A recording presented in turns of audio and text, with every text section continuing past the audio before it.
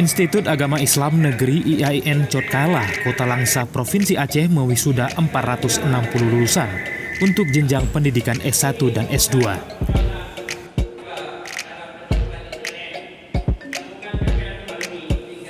Di tengah pandemi COVID-19, wisuda dilakukan dengan menerapkan protokol kesehatan secara ketat.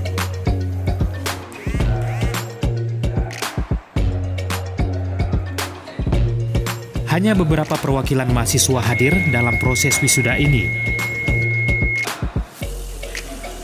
Sementara sejumlah lulusan lainnya mengikuti prosesi wisuda secara virtual.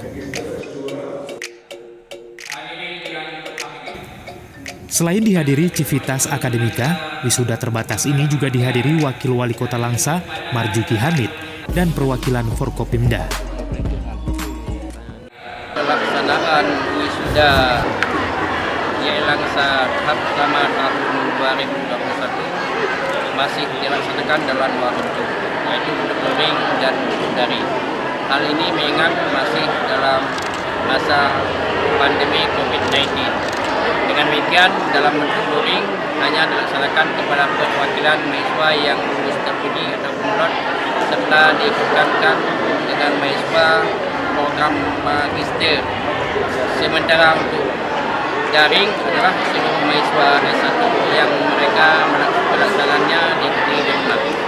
Dalam konteks ini, baik luring dan daring sebenarnya tidak memberi makna seremonial akademik yang dilaksanakan. Semua standar pelaksanaan acara wisuda masih standar dengan alat wisuda yang dilaksanakan sebelumnya dalam yang bentuk penuhnya luring. Rektor IAIN Cotkala, Basri, mengharapkan para lulusan mampu bersaing dengan universitas lain dan mampu merespon tuntutan dan perkembangan zaman dengan meningkatkan etos kerja keilmuan serta mampu menjawab kebutuhan masyarakat dalam menghadapi era globalisasi dan revolusi industri.